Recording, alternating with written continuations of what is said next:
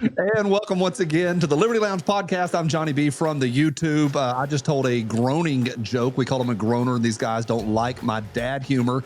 We got a dad to my left that's Jared of Guns and Gadgets. And out there in California, we got Anthony, the arms scholar. Welcome once again to the Liberty Lounge podcast. Now, last week, I feel like we struck a nerve, did we not? We talked about shields. We talked about the industry. We talked about YouTube. People are fired up over that. We love it. We read every comment. Thank y'all. Anthony, what was the biggest surprise coming out of that episode?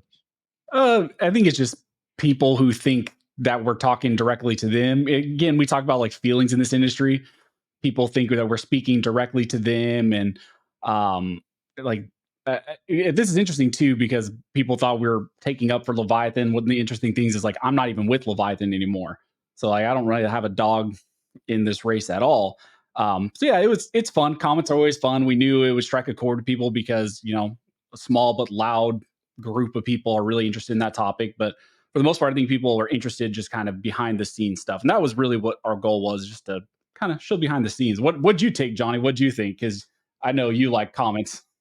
I love comments. I like the drama. You find the drama, I am there. I really was, and things are still coming in real time, but I was pleasantly surprised with the number of other creators that are in there commenting.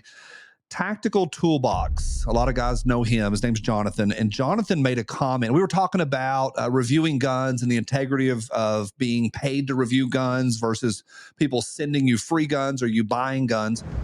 He said this. He said, I find it to be either more objective or less emotional if I didn't pay for the gun. That is so well said, Jared. Like if you didn't buy the gun, you're just borrowing it for a test. You don't have all that hard-earned cash into it. Do you find the same way? It's easier to be objective over something that's not yours? Yeah. I think when you buy something of your own hard work, your own labor, your own dollars, you're more emotionally tied to that item. Like, you want it to do good, and if it's not, then so be it. But I think what's good that we're getting feedback in the comments is we're being brutally honest, where maybe a lot of people won't be able to get this type of information. This brutally honest, and some people, people don't. Part of the tribe, but that's what we strive, is just to be transparent. And I think a lot of people like it more than they don't. I think for me, because none of us see ourselves clearly. We're in the forest and we're in the trees. We can't see the forest of our own lives. Sometimes it's very easy to see other people really clearly. And somebody was telling me a story about her sister the other day. And I said, oh, well, she's an alcoholic. They're like, you don't even know her. I said, you told me 3 things about her. And she's like, oh my gosh, she is. And I think for the 3 of us, I don't know if we can see ourselves very clearly, but this channel, the Liberty Lounge, we have sponsors, but this is not how we're feeding our families. This is beer money or I don't know, video game money. Like, this is play. And I think it's easy to be honest here because we're not behested. I don't know the right word. Anthony's our word scholar, but we are not held captive by sponsors on here. Anthony, does that figure in with your words at all in your mind? The fact that we don't have sponsors here, I think it's healthy for us. Yeah, I think it's interesting, the narrative that came out of that podcast, that episode specifically. I don't filter what I say through sponsors at all. So whether it's on the main channel or here, I'm going to say what I believe. A lot of times I've said stuff on the main channel that goes against the majority opinion that's going around about specific cases or whatever. Sometimes my opinion is my opinion, and that's what I give. Same thing here. If we had sponsors or a gun sponsor, or if BCA wanted to sponsor the channel, I would still say the same things regardless. And I think that's also where some of my discussion during the podcast was saying, like, even when I worked with Leviathan and we would have sponsors, they're not buying my opinion. And I turn down sponsors and I say no to money and I say no to even sponsors all the time. But there is a subconscious part in there. I know they're not literally buying, but there is a subconscious aspect that if somebody's giving you money, it does affect what we say. That's why, like, on my channel, I have a hard commercial over my shoulder. This is the commercial. Now, I made a promise that I'm going to break eventually, that I would stop talking about Tim Kennedy. I did a couple videos on him and it ruffled the feathers of a couple of my sponsors. I have since dropped that one sponsor that was, I don't know if the phrase is gargling the balls of Tim Kennedy, but I don't know the right language there. but they are all up in Tim Kennedy's sphincter. And I just told the truth on him. He is a Second Amendment fraud, probably a cool guy, does cool stuff, jumps out of airplanes and helicopters, cool. And he is a complete fraud when it comes to the Second Amendment. Now, the point is where guys start typing, but he served our country. God bless the military. Love you. Love all of you except for the Coast Guard. And that doesn't make you exempt from ridicule or criticism or anything after you retire. And I think for me, that is one thing that I have had to say I'm not going to talk about anymore. Jared, what about you? How do you think my presupposition is these advertisers do affect maybe subconsciously a little bit of what we say? A little bit, maybe. It comes down to the individual person, the individual creator. The same sponsor you're talking about, I have ceased to do business with as well for a different reason. Not the gargling of the balls? No, it was something to me that was even worse. Worse than the ball gargling? And to drop a hint, like I contractually can't talk about it yet, but when I can, oh, you want to be around. You dropping the spice bay? Dropping that spice there. I like it. Old bay right there. Yeah, it depends on the individual person, because I am not, at least how I've turned down, like Anthony said, and I know you have as well. Like I've just today, I told Leviathan there were 2 or 3 ads that I wasn't going to do because I didn't believe in the item or the company, or I had philosophical differences with that company, and I won't really push anything unless I actually use it. So it comes down to the individual, I think, on that one. I had one probably 2 or 3 years ago, and I accepted this sponsor. I did one ad. They sent me some stuff in the mail, and I looked at it, and it just didn't sit right with me. And so I hollered at my agent and our agent and said, listen, this stuff is cheap and Chinesey. And he goes, dude, 100% not a problem. I get it. And I still feel bad about that one ad. Overall, I think I bat about 950, and I think that's about as good as I can do. There's a lot of ads I turn down as well. I think for our viewers, and Anthony, there's a question for you. I think for our viewers, it's important to know that these guys that you follow and some of the gals that you follow takes this crap really seriously. Who we align ourselves with, the values of the companies, if they stand behind their product, their warranties. I talk about some of my sponsors' warranties a lot. And I think it's important for viewers to know that a lot of guys and gals spend a lot of time in YouTube. This is how they get their news. It's how they get their entertainment. And a lot of times it's their, in some ways, friends. You'll see guys talking in the chat rooms to each other, and they see guys that they know. Anthony, for you, how much of a consideration is it? I know you take your sponsors super seriously. How serious is it? Have you turned guys down? Have you turned companies down, and why? Yeah, I take it really, really serious. That's also, if anybody's followed my channel for a while, you'll notice that I only run about 4 or 5 sponsors any given year. And usually they're long-term sponsors, and they're companies that I'm really behind. I use their products, like Blackout Coffee. Jared's company is one of my sponsors. He's a friend. I know them. I know what their ethics are. So they're a sponsor of my channel. First Form and all those the same. So I'm not one of those guys that's picking up every single little deal that comes to me. Usually they're just companies I really support and I want on the channel. And that's what I run for the year. I've turned down, like I said, thousands and thousands of dollars of sponsors, people I don't believe in. One of the most hokey ones was during the whole COOF era. There was people going around wanting to run sponsorships for fake masks. Like, you know, it was like a G-string for your face. I don't know. And they were offering crazy money to a lot of guys. And I just said, no, it's dumb. I'm not doing that. I'm not running that on my channel. It's not happening. And, you know, it happens a lot. Like Jared said, we turn down sponsors quite often. I do think, and it was funny because Reno, I saw him in the comment sections, and it's funny, you know, a lot of creators, you know, popped into that. People like drama. People like talking about this, the mystique about this. But one of the things I mentioned to Reno that I think we left out was really, I think the space, it's not to say that there definitely aren't shills in the industry or people who will say whatever for money. Clearly, absolutely. There definitely are those guys, and most of the time we know who they are. Like the gun creators themselves, we know who they are. Do we? How accurate are we? Because there's some that there's some that we'll talk about openly that we know they will do anything for $1, and we know those are the guys I mean. Like we all like, if we were to be not on camera and we're talking, we would know who those guys are. We do know that, but I think it's a continuum. I don't think it's black or white. I don't think it's the shills versus the non-shills. I No, think it's a continuum. I think there's dudes that would F over their own grandmother for $1, and we don't even know it. They hide it really well. Tell me I'm wrong. no, Well, I it think is there are.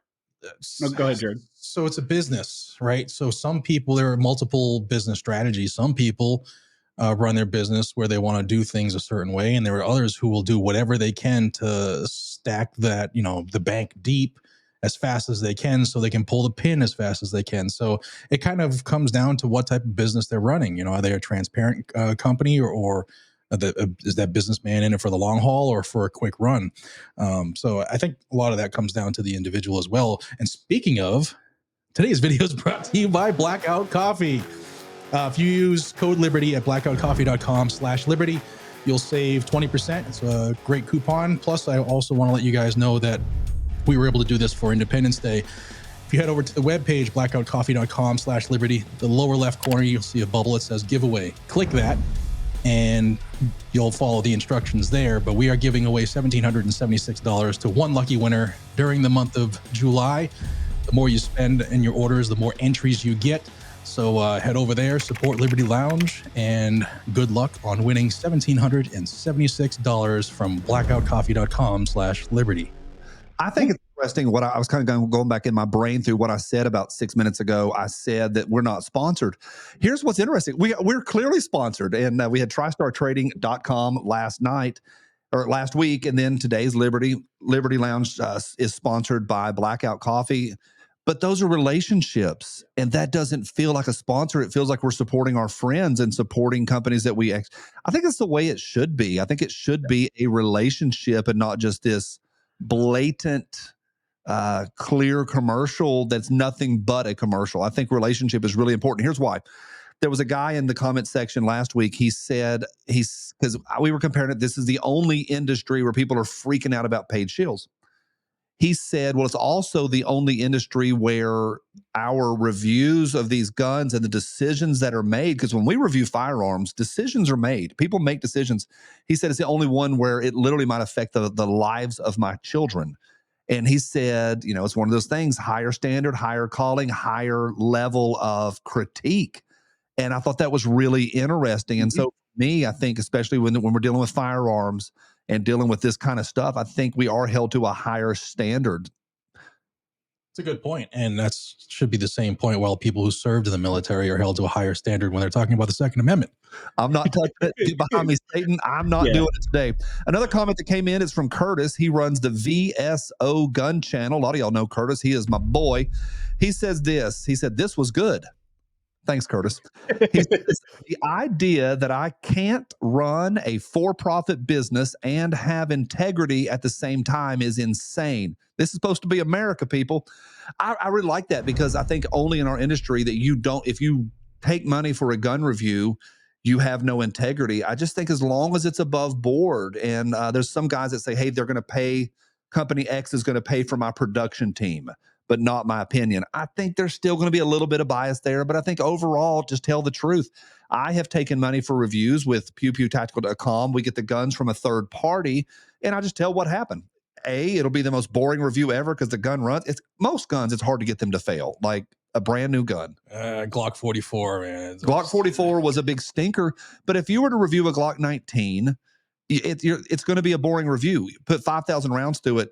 It got dirty. There's not much to say. And if there is a problem, go tell it. I've had mags blow up on me, but most guns run just fine. Most of them in not garbage, but everything else in the middle runs just fine. I love that. The idea that I can't run a for-profit business and have integrity at the same time is insane. And I think that has creeped into our industry. All right, this next part's going to hurt. I'm sorry. It's going to hurt. There's phenomena called like the confirmation bias, or the phenomena that people seek confirmation. They don't seek information. And that's true. It hurts. All of us do it. Anthony does it. I do it. Jared does it. We don't seek information. We seek confirmation. We are looking to confirm the decisions we've already made rather than finding information on how to make future decisions. Let me say it more plainly. The vast majority of people that watch gun reviews on YouTube have already bought that gun. The vast majority of comments on a Gun X review are people that bought that gun 2 weeks ago and now they're walking through it. Jared, do you do the same thing? Yeah. In fact, most of the time I will only look at videos of the gun after I bought it. Like my Staccato XC, when I finally broke down and bought it, I watched every video I could. Oh, you own a Staccato? Yeah, have you heard this?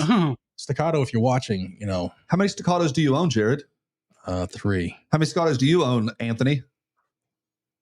How many Staccatos do you own, hold Johnny? on. In fairness, 0. He can't have them because it's a free product of America. I can't have them because I'm on the poor list. I can get it. It's just going to cost me $6,500. Yeah, screw that. I wouldn't buy them for $6,500. But after you bought it, then you go and start doing reviews? Yeah, because it's a sewing machine. And then I was like, wow, this is what I can do. If I push it that fast, I can actually become Jerry Miculek.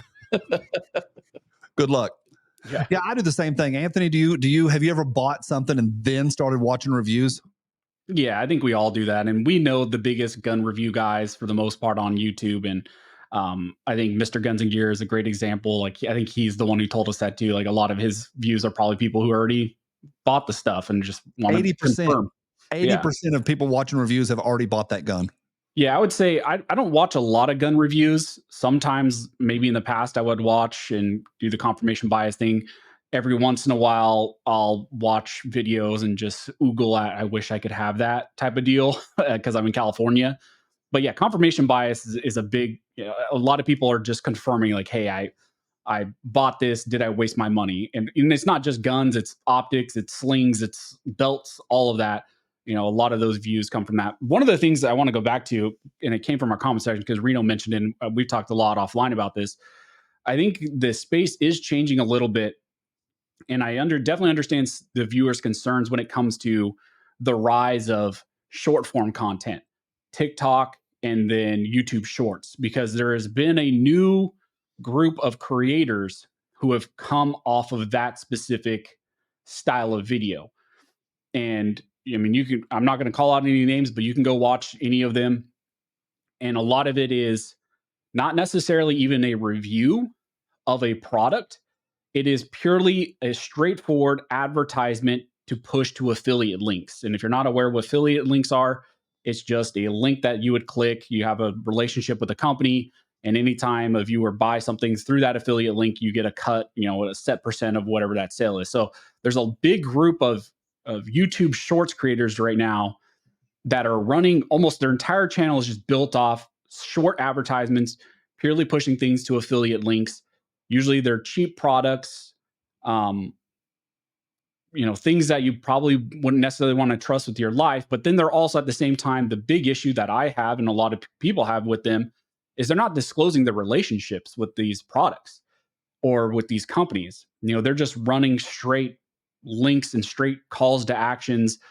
Hey, I've put a 10,000 rounds through this, whatever, and it's flawless. But they're doing it in a 30-second, YouTube short or TikTok clip, whatever, not really showing any testing, not really giving any detail, just trying to drive as many people as fast as possible through this affiliate. So I don't know if you guys have seen any of that or, what you guys have thoughts on that. I think that in some ways that's also affecting our space.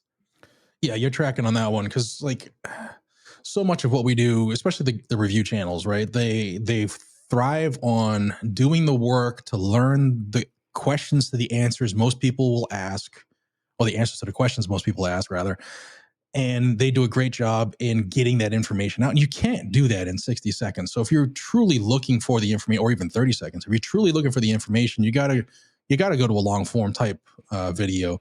Because if the information you're getting in 30 seconds, you might want to question it. Because they're not going to do 6 or 7, 9 hours of work for a 30-second video. They're just not. So you're not really getting the full, the full 30,000 foot view. My reviews on YouTube for Pew Pew Tactical, they averaged about 15 to 19 hours. And that does not include getting down to the gun shop and filling out my 4473, getting to the, ordering ammo. It just the gun took 15 to 19 hours for an 11-minute video. And it's a lot, and it's a lot of work. But I do think we're in an age right now where we have YouTube. YouTube's not always going to be around, but I think it's a pretty doggone cool era we're in right now. There are guns that we get to watch on YouTube that 15 years ago, 20 years ago, we never would have got to see. And I think it's a really awesome tool. I know YouTube is the devil. I'm not a fan of YouTube. I know you two are not fans of YouTube, but it's a nice tool. We get to see a lot of cool stuff. And so during this current era that we're in, which will come to a conclusion, it's pretty cool to get to see guns reviewed and make decisions on that. Yeah, I agree. Because like you said, like a lot of the historical weapons we wouldn't have seen. Or brand new guns. Yeah, true. Especially in states that only have a roster where, like Massachusetts, if it wasn't on the roster, you weren't really seeing it unless somebody bought it from out of state. There's an inherent value. YouTube's like the necessary evil. You know, it does have good side. It does have a lot of bad side to it. But with that said, how long till the first comment says just go to Rumble? They're going to say go to Rumble. All right, I'm going to pigeonhole you guys, and you get one answer and one answer only. I'll go third.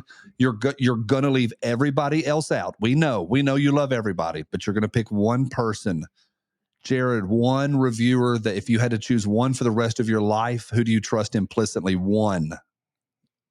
I'll go with the one that got me into the whole game of YouTube, you know, watching reviews, and that's Hickok 45. Hickok 45. Anthony, that answer has been taken. Who are you going to take? You can only get one. Don't give me two. I want one. Who do you trust? Just straight gun review. Just straight gun gear. reviews. Mike, Mr. Guns and Gear. I thought you may go with Mr. Guns. That's a great answer. I'm going to go because those two answers are taken. I love both those answers. That's fine. I'm going to go TFB TV, James Reeves. He is objective. He works for a third party. He works for, TFB TV is owned by a company, corporation, something, and he's allowed to be objective. He does a pretty good job of bracketing his own bias. And I think that's a big deal to say, I hate milsurps. Now I'm going to review a milsurp gun. He'll tell you that straight out. I love Glock. Now I'm going to review a Glock. He'll tell you that.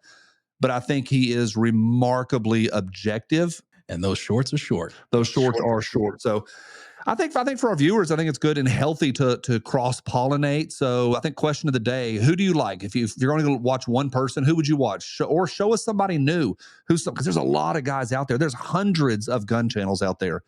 And I think it's very healthy to learn about new ones. I actually would love to have people put in new reviewers, mention all the ones you watch anyway, but give us some ideas. Like as we do more and more in the space and it becomes, our business and our job, I don't get to consume a lot of content anymore unless it's something I'm focused on. So I'd love to find new creators that way. Yeah. Anthony, any new guys you've been watching lately? I know with your job, you're not able to get on YouTube a lot. Have you found any hidden gems or any smaller creators you've been watching lately? To be honest, like you said, I don't watch a lot of YouTube anymore. And when I do, it's outside of the gun space. And I'm sure and this might be surprising to a lot of the listeners and the viewers. I love firearms. If I was not doing what I'm doing right now on YouTube, I would still be a big firearm guy. I'd still do everything that I'm doing right now. Just wouldn't be doing it on YouTube. But when you're in this space and it's just your day to day, the last thing I want to do on my extra spare time or whatever is watch every single YouTube channel out there and every, before I got into this, maybe I watched a lot of John Lovell, Jonathan Tactical Toolbox. We mentioned him, Garantham and all those guys, Coleon. But now I just don't have time. So even those guys that I consider friends and I liked before, I'm not really watching them now. I don't know. Have you guys experienced the same thing? Like, I mean, and it's hard too, because we know these guys. So then sometimes it's like, I want to support my friends and I want to watch their stuff. And I know like Mike, Mr. Guns and Gear is really good about watching everybody's stuff. He's the anomaly, I would say. And he's probably watching this right now. He'll probably leave a comment on this right now. He's probably the anomaly where he watches everybody's stuff. He watches everything, and you'll see him drop the comments. But are you guys the same way? You kind of just start to tune out of the space and watching stuff? Yeah. When I first started going to events, I remember I met Tim Harsman, and I was like, hey man, military arms channel. Hey guy, I really like what you do. And he was like, yeah, no offense, I don't really watch a lot of videos, so I don't get to watch your stuff. And at the time I was like, wow, I suck. But now that we're growing, like, he's probably the same size. I am probably the same size as when I met him. Now I get it now. And yeah, I don't watch a lot. If I am on YouTube, it's usually on something to take my brain away from all the research that I do. like probably checking out something on like my motorcycle, or different ways to fly and not have a broken back when I land. I don't really watch much content, but there is a core of about 10 of my friends that I will watch everything they put out. I will make time for it, whether it's in the background or whatever, but I will make time to watch them. I think it's a standard thing that for our viewers, think about your job. When you get off of your job, do you want to go do more of your job? And I know with friends, I want to watch their stuff. I love you guys and watching your stuff, and Reed Hendricks and Mr. Guns and Gear. But the peripheral, as the ripple goes out, there's only so much time in a given day. I want to hear about the Second Amendment, and it's my life. But sometimes I want to go watch a cooking video, and sometimes I want to watch woodworking videos. And that Primitive guy, Primitive Technologies in Australia, he's the one that goes out and does Stone Age. He creates stuff from the Stone Age, and he has been smelting iron, and he has no tools. He has sticks and his bare hands, and he's been smelting iron. Okay, I do that. Mr. Guns and Gear is the anomaly. He is bleeping everywhere. I posted a video the other day, and I mean, within like 4 minutes, I get a text, and he answers a question that I had in the video, and I'm like, how does he do it? Nobody knows. The dude is pretty much unemployed for all I know. He's a robot. He is a robot. He is a machine. But I think it's good. I think it's good for viewers to hear that it's a serious business. People take it very serious. They take these reviewers. I mean, they are dead serious. The guys that were in the comment section, Tactical Toolbox and Reno May, VSO, I know all three of those guys. They take it serious, and they take their opinion serious. Probably a lot more than most viewers realize. These guys that eat, breathe, and sleep it, they're not just bleeping around and throwing out any opinion on any gun. There are guys that do it, but the ones that we trust, and there's probably between 20 and 30 that I trust, somewhere in there, they take it pretty effing serious, their opinions, and they're not just taking a sponsor lightly, and they're not just because I got free ammo, I'm going to give that gun a free. There's a lot of emails and conversations that go back and forth with manufacturers saying, I'm not saying that, or I'm sending that gun back. Finally, I'll say this, there's a lot of guns that get reviewed. The guns get shipped back to the manufacturer, and that video goes straight in the trash can. Jared, I think viewers would be shocked at how many videos just get thrown in the trash can. Hey, I'm not touching this. I had one back in the day when I used to actually do reviews. I did have one, and the gun just wasn't good. It just wasn't good. And it was a new gun that was being imported and just sucked. And, I did the 1,000 rounds that they wanted me to do. And it was just a gun that I just didn't think I could say a lot of good about, where people, where I would do the brand, I guess, a just review and not make them look horrible and poo all over them. So I just sent it back and called it a wrap. Yeah. We had a formula sort of at Pew Pew, and we didn't make this up. 85-15. Viewers want, when they see a review on any product or any service, they want to see about 85% of the positives, 15% of negatives. And that doesn't mean we're going to go try to find that exact formula. Just that's how much time in a 15-minute video we're going to spend on each of those and try to find that balance. And I would get to the end of a lot of guns, sometimes 10 firearms in a row. And I've got no negatives. Like, what am I going to say? So I started crapping on the box, or crapping in the box, because I'm a cat. We went from gargling balls to crapping in boxes. Fantastic episode, Johnny. We're going great here. But I would get to the point, I'm like, okay, the box was really crappy, or I got 2 mags and I wanted 3. Like, there was a Canic that I reviewed, and it ran beautifully. It ran so well that Eric, the cheese of Pew Pew, went and bought one with his own money based on my video. And I stand behind it. It was fantastic. What do you say? If you've got to say something negative about I wish I got an extra mag. I'm glad you said that, because our friend John Patton at the Gun Collective 5 days ago on his socials posted his new. Keep going. I'm gonna find it. Yeah, I'll find it. This is fantastic. New requirements for companies that wanted to have him do reviews of guns. And one of the things he said I have been harking on for years is why, when guns are sold to the public, why are they not including 3 magazines? And we have friends that from many manufacturers who are probably listening into what we're saying, and they're not going to agree with us. But for the love of God, Give people at least enough to do a mag change with, so they don't have to shoot a mag and then go back to the bench and load up. Look, there are going to be manufacturers that say we can't do it, or the bottom line. Every company that sells to law enforcement or military put at least 3 magazines in the box. Just do it. It should be a standard. Here are the Gun Collective's new gun standards. And if y'all don't know the Gun Collective, his name is John Patton. He's a butthole. And I click on his videos just to click thumbs down. And love you, John. And he posted this. It's called the Gun Collective New Gun Standards 2024. Pistols must work out of the box. No break-in period required. That's great. He says it, no break-in required. Must include 3 mags. It must be accurate at 10 plus yards. And people are pissed at that. Which I don't get. Like, what of those standards would you not want? Like, you don't want your gun to work without having to be broken in. You don't want it to be reliable. I don't understand it. Anthony, what do you think about those just for the pistols, those 3 requirements? Yeah, like Jared said, it sounds standard, and why would someone fight against that? People are mad. But yeah, and I think it's a lot of people who have certain allegiances to certain companies because this company makes something that has a break-in period, or these mags cost $160 a pop, so we're only going to give you 1 in the box or whatever, or it's not really that accurate, or it's not that reliable, and you got to do extra QC. So we have talked at length on this podcast before, in that guys will defend their little box to the death.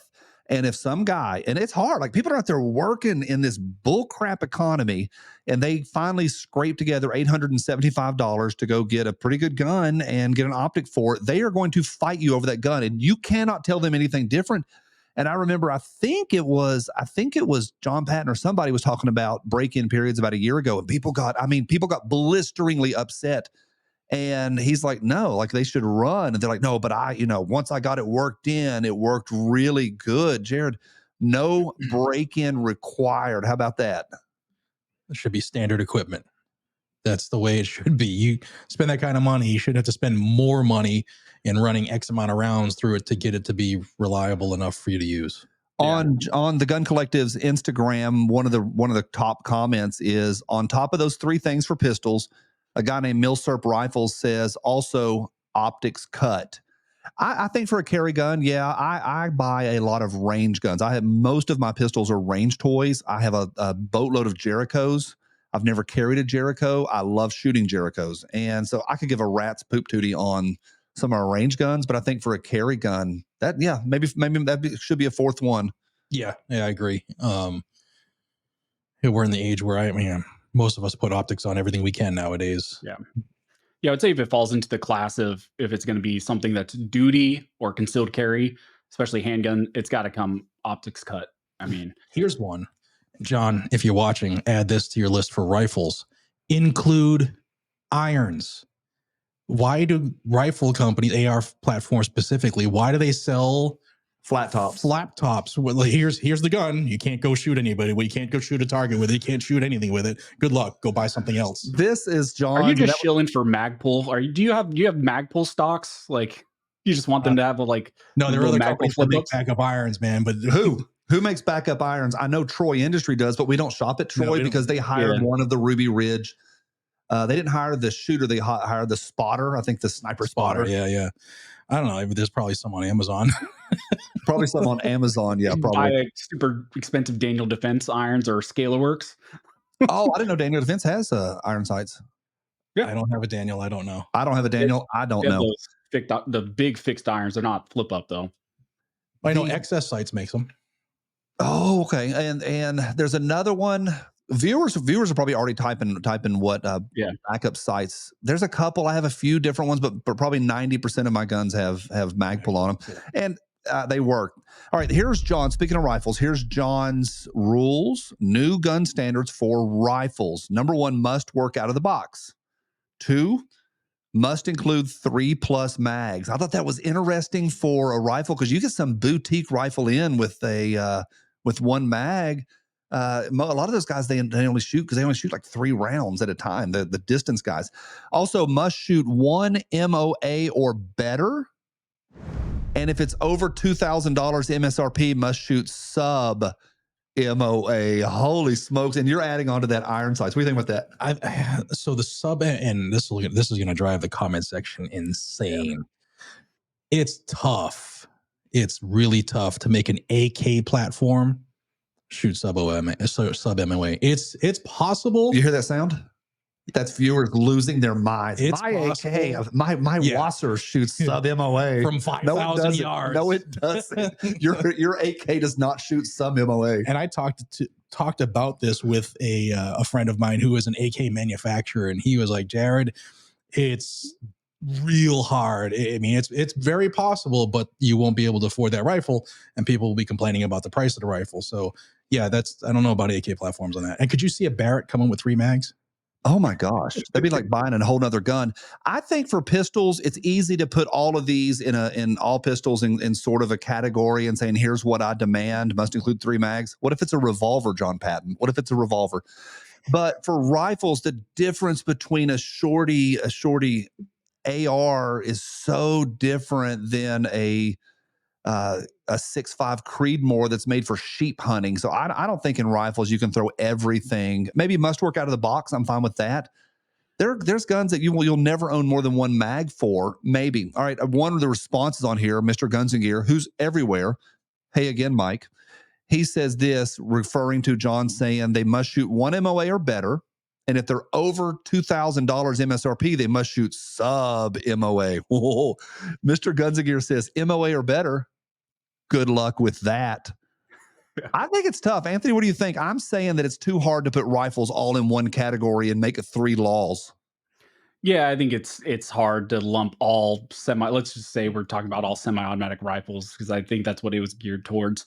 It's hard to lump those all together based on size, configuration, price points, because I don't know what the price point he set. I can't remember what you guys said the price point was, but even below that specific price point, when you start getting to really like boutique brands, there's still a big, gap there about different, qualities of barrels and manufacturers and QC, and just a lot goes into all that. So, but I think a lot of that it's a good talking point with QC, and should be able to be shot out of the box, and should be fairly accurate and reliable, and should have enough accessories along with it, so you don't have to go, allocate extra amount of money to do these things. Because a lot of people also will look at firearms and say, okay, it's going to cost me $800 or whatever, but then they forget that, I got to buy the optic or the irons, the extra mags, the sling for it, and everything else that goes along with it that they might want, a light. So there's a big gap with all of that. Yeah, I think I agree with Mike. Good luck with that. I don't think in our industry, I don't think it's going to happen. And on that, like, we have to ask Pat, and I'll see him. Actually, you and I, Anthony, will see him tomorrow. Is he talking about like match ammo? Because the average Joe is not shooting match ammo because it's ridiculously expensive, because it's that darn good.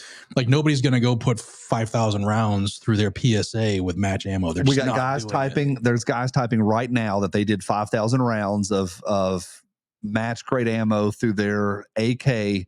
Never a failure, never a problem. All right, speaking of 3 mags out of the box, Clint Walker responded to this. Clint, I don't know who he's working with right now, but he has worked with pretty much everybody. He is an industry executive. He knows the firearms industry, and he's a really good dude. He says this: a rifle with an MSRP of $2,000 will need to have a wholesale manufacturing of cost of just over $1,000. Why? The dealer needs to see a margin of 10 to 13%. The sales rep, 3 to 5%. The distributor, 3 to 5%. Packaging plus shipping is about $80 for packaging and shipping. Tax of 11%. Mags for a rifle cost the manufacturer $12 to $50 each. And we haven't even calculated labor and shop rates, and for the gun shop overhead and all that stuff. So, and he goes on and on from there, and then talks about inflation.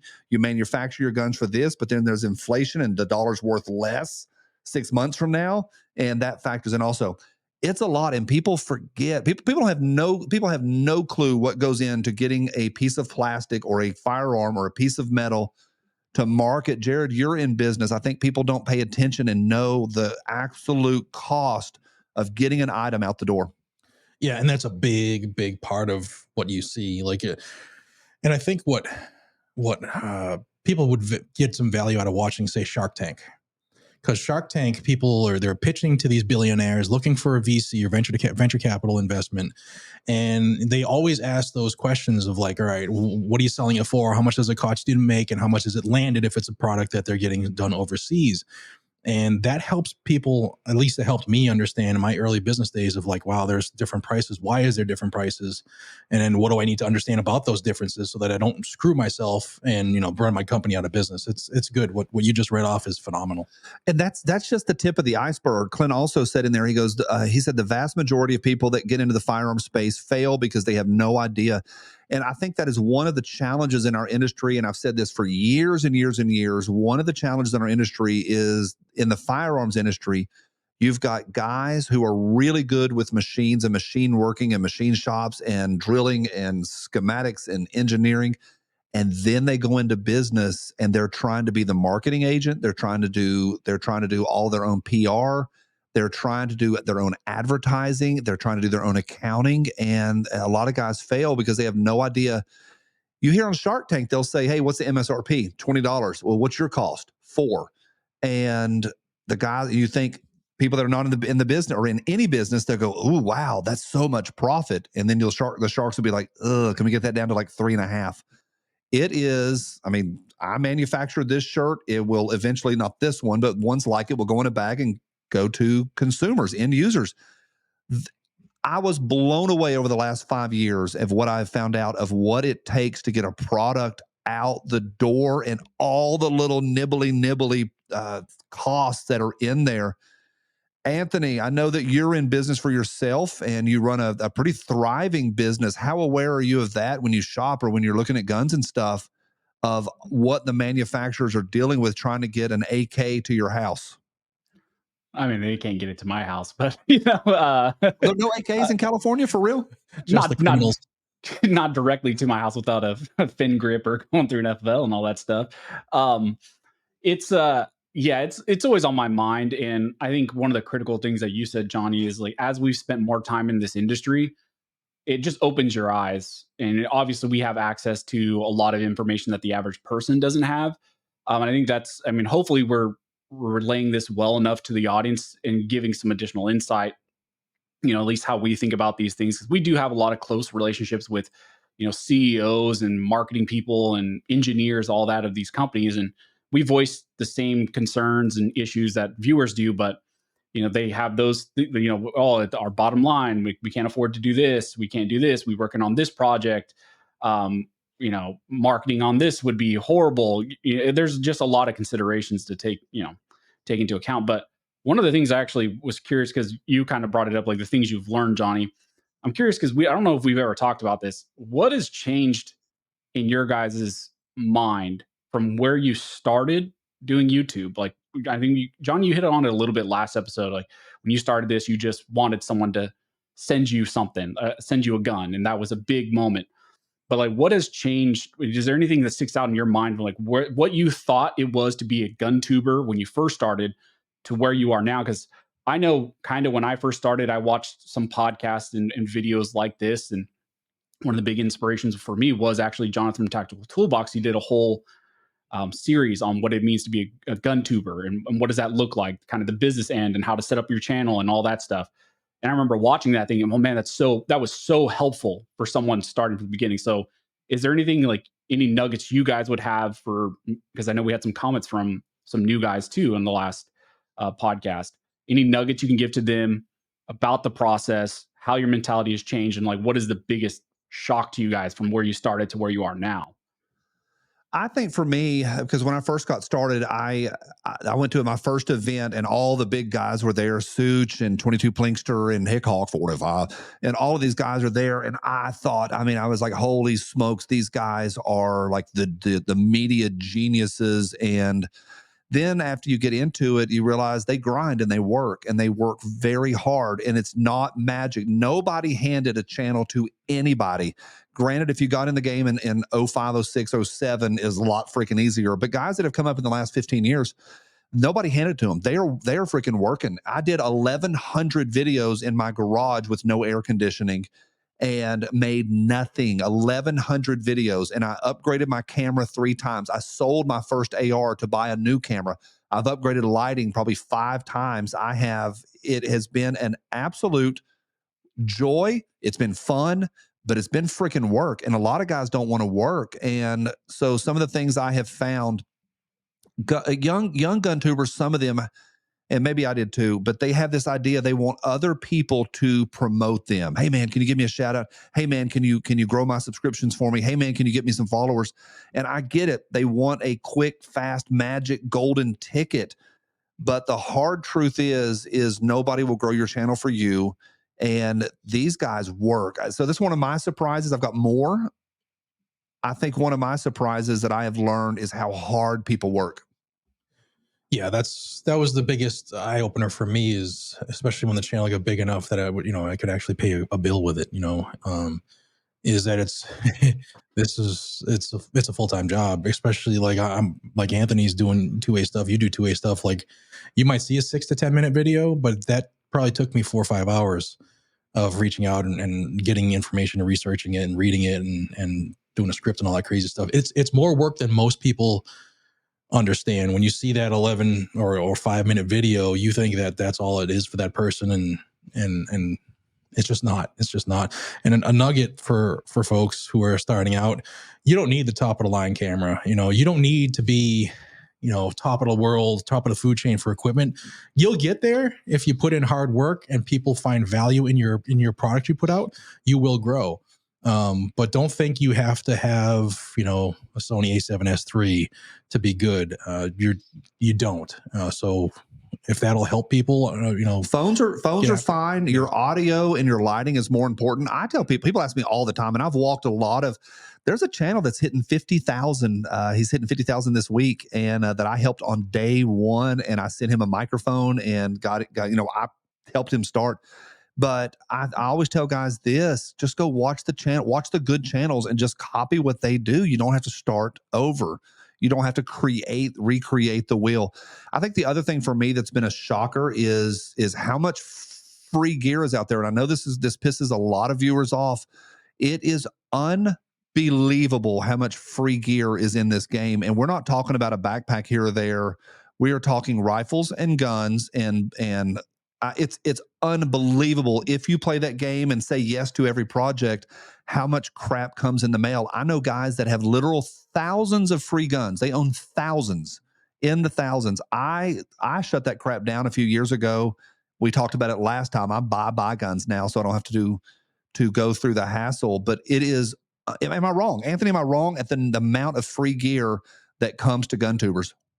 Oh no, there it is. It's piles and piles. If you guys could see, I have a room over here that's just all garbage. All in this closet is just all garbage. Over here behind the camera is just all garbage stuff that got sent to me. A lot of it too. What's that? Oscar the Grouch, living in garbage. Pretty much living in garbage. Some of it's stuff I've been sent. Some stuff I just bought myself. Yeah, there's a lot of stuff out there. And if you, Johnny, like Johnny said, if you play that game, you can get stuff sent to you all day. You can get 15,000 carry belts and holsters and yada, yada, yada.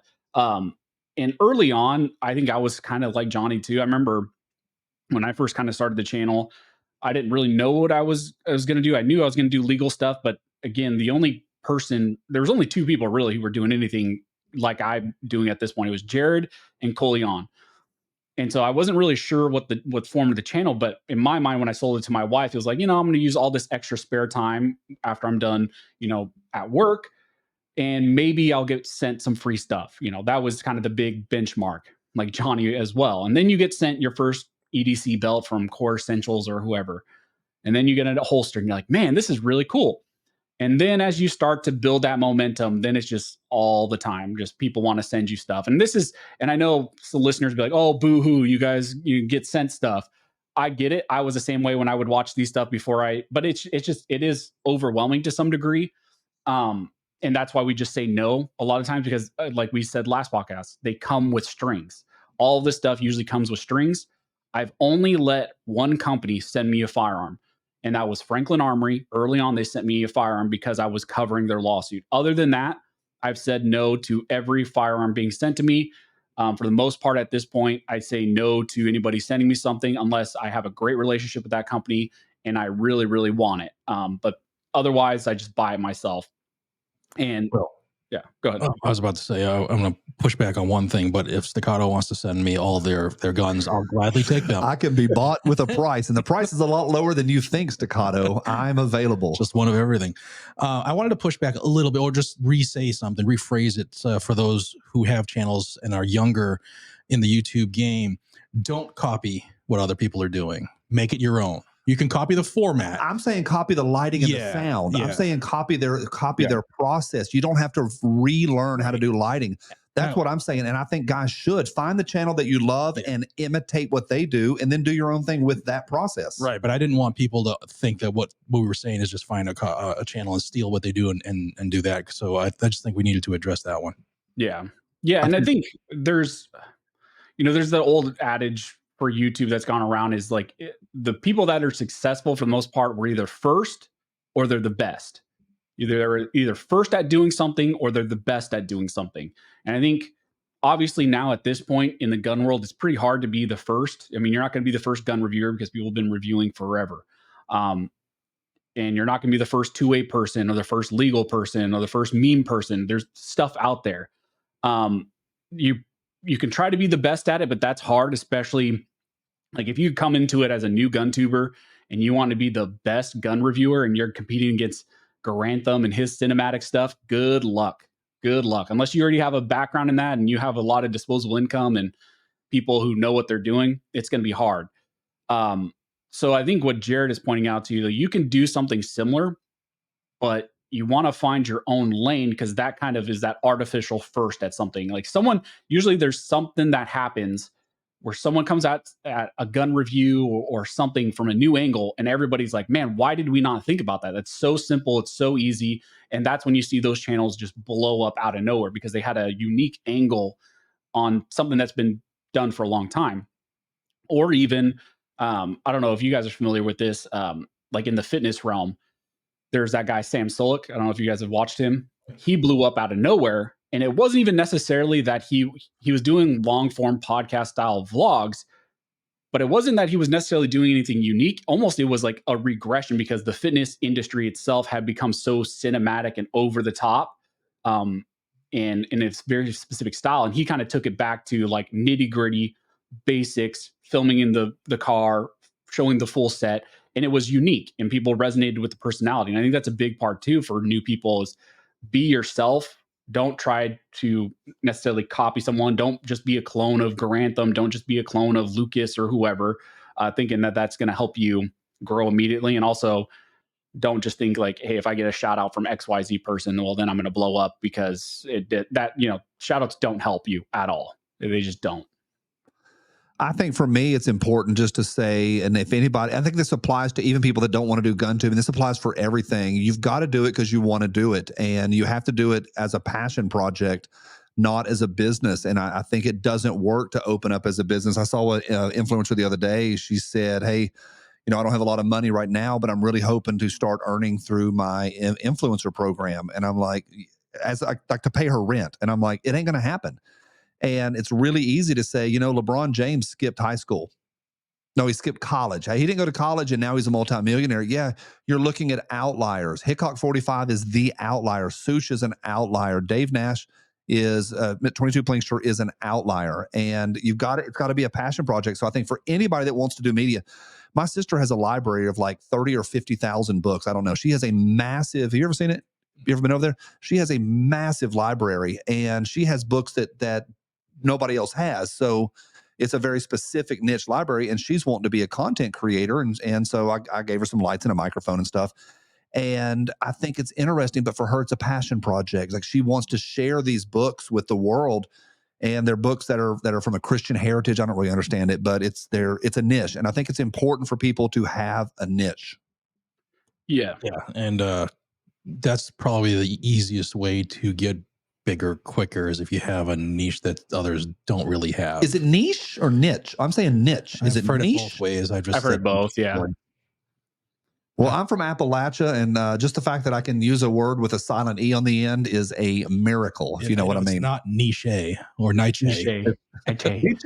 I've heard of that guy.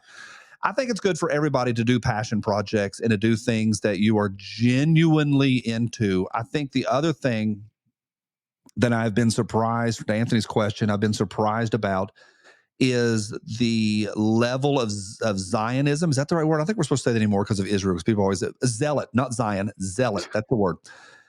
Today's episode is brought to you by Phonics, hooked on Phonics. and correct word usage. Something gargling balls. I think for me is the level of zealotry that is in and among these folks, as I pay attention really closely to who I text. And I see life in chapters. And at any given chapter, you can stop and say, who am I emailing? Who am I talking to? Who am I on the phone with?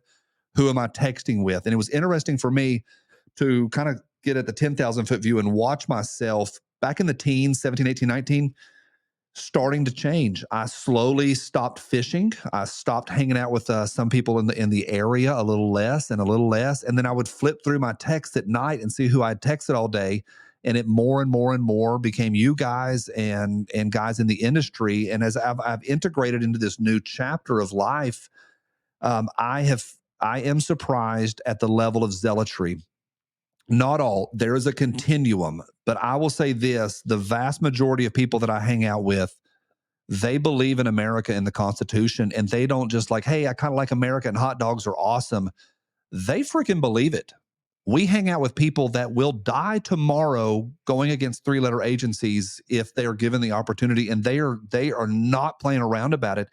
It is a business, but people in the business are willing to die for this country tomorrow, and I don't think that's hyperbole, Jared. No, 100% it's not. One of the guys was over my house last night. He's ready to. He stood up against those three-letter agencies armed before. You could look it up very easily. Yeah, Anthony, the level of passion, have you been surprised with that, or do you agree with me? Are these guys as passionate as I'm saying they are? Oh no, they're definitely, and I think it's one of those things, like you said, Johnny. As I've gotten more in this industry, you grow, and as you get to know people more, you weed out certain people, because it's not to say like everybody in this industry is that way. There are people sometimes who put on this facade, and you think that they're that way, but as you get to know them more, all of a sudden you find out, yeah, they're not really about this life. There are guys that are about this life only because it makes their bank account go up and up and up. So I mean, yeah, chapters of life. I think that's a great way to put it, Johnny. Because like, if I were to look back at the chapters of my life, like I also never would have thought that I would get to be doing this, let alone with you guys, and get to know the people I do, and or be considered like, a GunTuber. Never would have thought.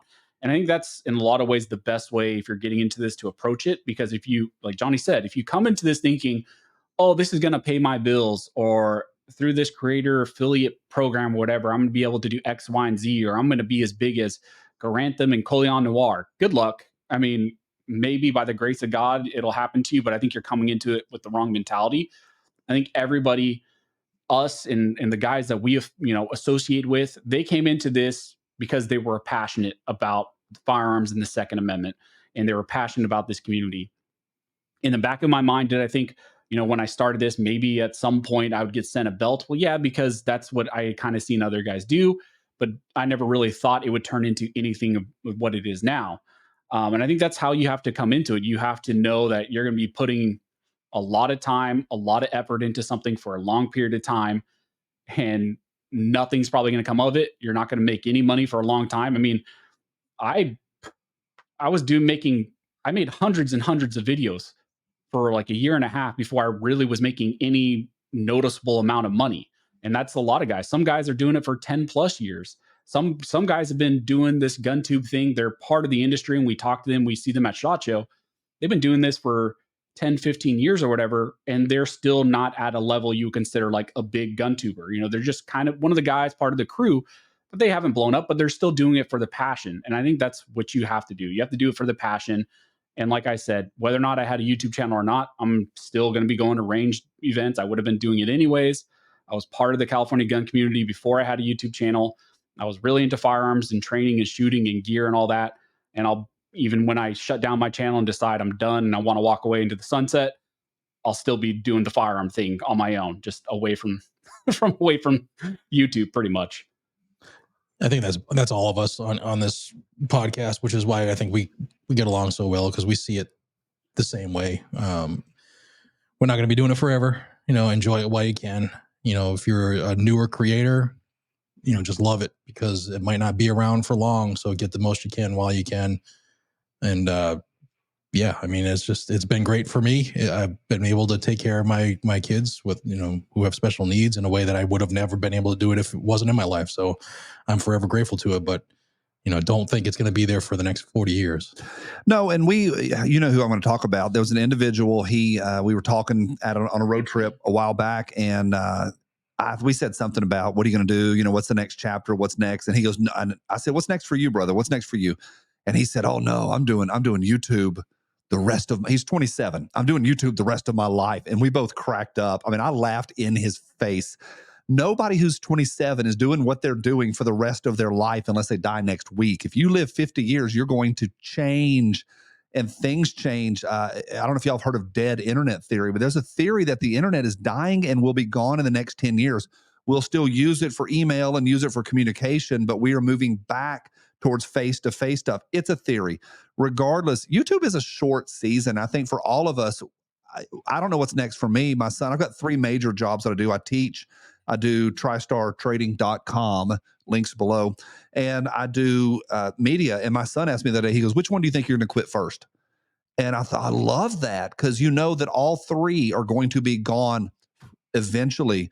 People die, relationships change, life moves on, life moves in chapters. Regardless of all that, I think it's good for all of us to do things that we are passionate about, and for me, because I am all over the place. Firearms are the one constant in my life, my entire life. I owned guns before I was born. I owned guns, and literally they had them. They already had them, and it's been a constant for me and a passion for me, and it's been an absolute wild ride. Today's also been a wild ride. This is the Liberty Lounge podcast. We're going to say goodbye to you on behalf of Jared, on behalf of Anthony out in California. I'm Johnny B, and we'll see you soon. Deuces.